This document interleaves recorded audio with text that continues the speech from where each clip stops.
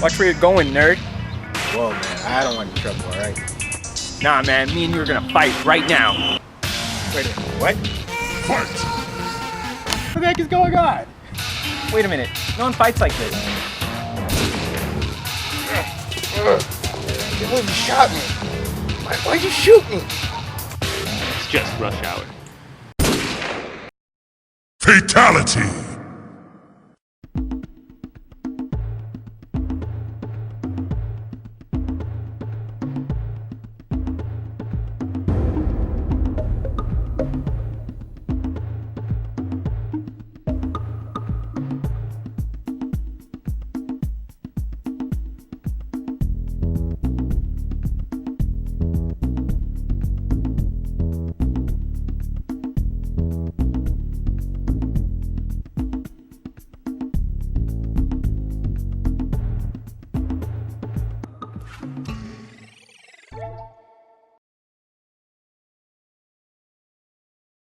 Hello everyone, welcome back to Did You Know Doji. And today, for time constraints, we're not in our usual setting. But today, I want to talk about a very special game, Mortal Kombat 9. Now, I'm sure you might be wondering, why did I choose to talk about this? Let's just cut the crap. It's a good game and I like it, so I want to talk about it. So, without further ado, let's get into this video where I break down my so-called feelings about this game. Mortal Kombat, a game that has been causing strife and controversy since the very beginning of its creation. I mean, seriously, you see the ESRB rating at the bottom of every game? Yeah, Mortal Kombat is the reason for that. And for the longest time, it was a huge hit in the arcades. So when news broke out of a console version of Mortal Kombat, the world, or at least the gaming world, went crazy. And also, no, this one doesn't count. It's a port.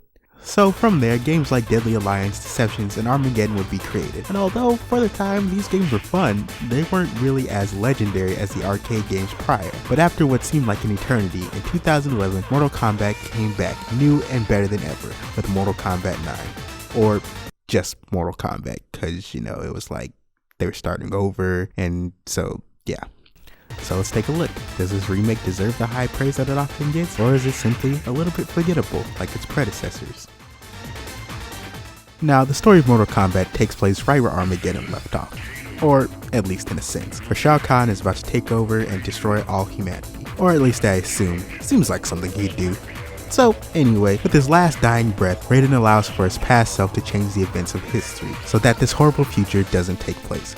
Through this, you will play as various fighters well known in the Mortal Kombat universe, as you try to stop Shao Kahn from taking over Earthrealm, and conquering all other realms as we know it. Now, the story is a very driving force behind this game. I mean, honestly, it's probably the strongest thing about this game. But for now, I'll leave it vague, and not tell too much about how the story pans out. So why don't we skip over all that, and talk about gameplay. The gameplay of Mortal Kombat is probably what you'd expect it to be. Since it is a fighting game, the goal is to fight, and the last one standing is the victor. One thing that makes Mortal Kombat stand out against its competitors is the outlandish gore that made it so famous. But before we get to that, let's talk about some other things.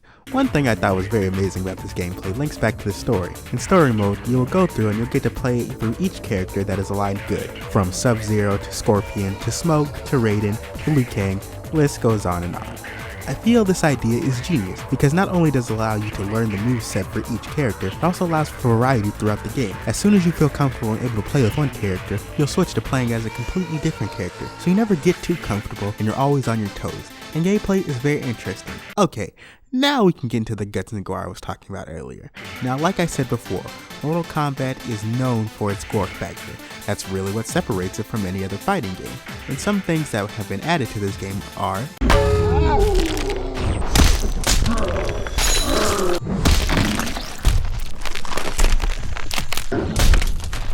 the X-ray moves, an addition that I personally feel is kinda genius. I mean, Mortal Kombat is already known for pushing the limits with brutality, but these X-ray moves show the bare bones, literally, of combat, and are a very special addition that can be used when filling up the special meter shown at the bottom. Also, one thing that's very special is how well the combos flow together, allowing you to link special moves into combos, which I just fully realized in this playthrough.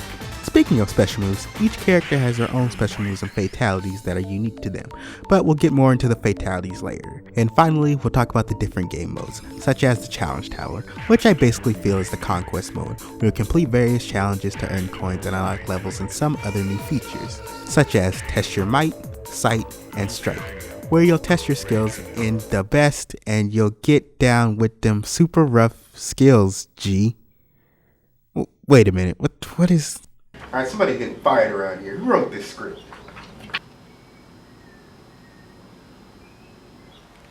Grade A work. Well, this is quality material right here. A+. Someone's getting a promotion today. Anyway, in these segments, you'll be filling meters and testing your reflexes and sight to progress and complete each challenge. If you succeed, you'll be given a cash prize. If you fail...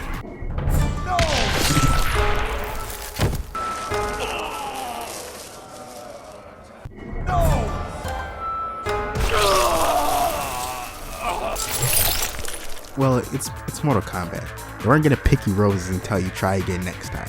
Now, I must mention Test Your Luck, which will throw random advantages and disadvantages at you, which will always make the fight more interesting. With things like headless combat, rainbow blood, and asteroids falling from the sky, it's really an amazing time to be had. Also, there's Arcade mode, where you'll fight your way to the top, and after beating Shao Kahn after various attempts, Shao Kahn wins. Shao Kahn wins. You will Shao Kahn wins. Kahn wins. Kahn wins. Wins. Nothing wins. Shao Kahn wins. you'll be able to unlock interesting special endings for each character. So let's talk about the good in this game. The story. I love it. So well written. Okay, I've gushed about the story already. Maybe I should have put this in the red, but the story is so good in this game. Like, I'm usually a guy who isn't swayed just by a story, but for this game, the story is just wonderful, not to mention the little jokes and references they throw in from past games. Faith, Shang Tsung, and Quan Chi. No Earthrealm boy can stop this deadly alliance. Sub-Zero? Call me crazy with a K, but didn't we see him die? See that right there? That's comedy. Alright, let's get off that. Now, another good thing about this game is combat. The combat in this game feels so great. Brutality comes through so well. Just watching people's faces being Brutally destroyed and being pinned to your very will. Nothing but pain and turmoil. It's also satisfying.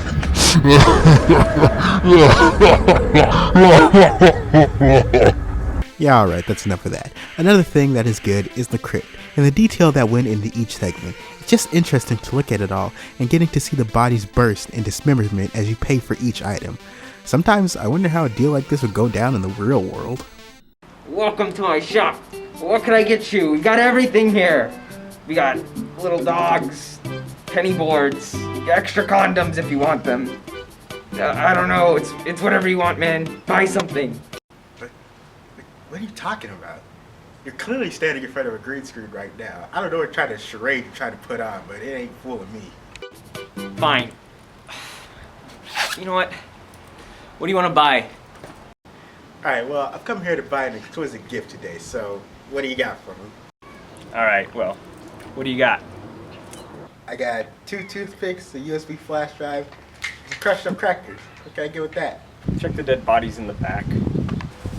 Alright, well, check that one out there.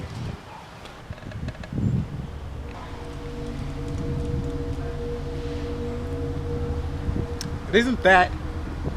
And aren't you... Hey man, you wanted to do this.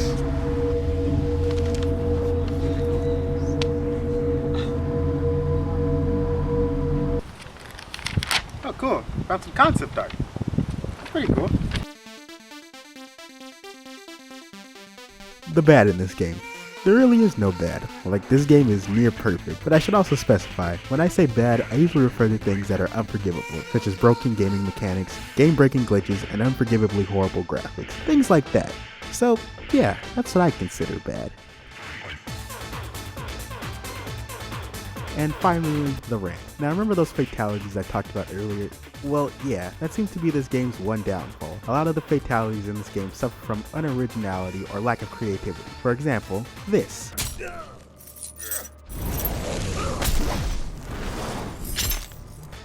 Creative.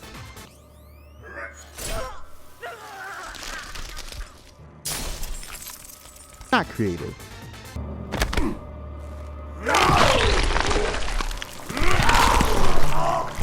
Creative.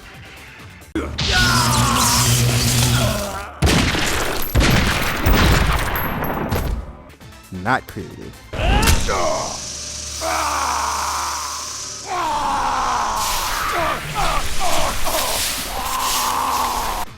Creative. Not. Well, you get the point. And honestly, that was my only real gripe about the game. It's great to see how many things this game did right, but then to see the one legendary thing this game is known for not end up being to par was pretty disappointing for me. I just wish there was a bit more thought put into some of these fatalities. Another rant is about Goro and Kintaro. These guys are literally the easiest people to fight in this game. I mean, look at them. They have forearms that are huge. The intimidation factor is more immense than their actual difficulty. Shang Tsung is more difficult to fight in this game, and look at him. He's old. It's simply a rant, though I just feel as intimidating as they look, it should be way more difficult to beat. So there you have it. Overall, I feel Mortal Kombat 9 is a very well game. In some areas it does lack a little bit of creativity, but overall it did everything right. It was able to recreate Mortal Kombat in a very special way, and in my opinion, you should definitely play it if you haven't already. And also, you know, Mortal Kombat 10 is out now too, so you can buy this one and then go buy that one. Do what you want to do, it's your life. But of course, I'm Doji, now you know. Thank you so very much for watching. Bye.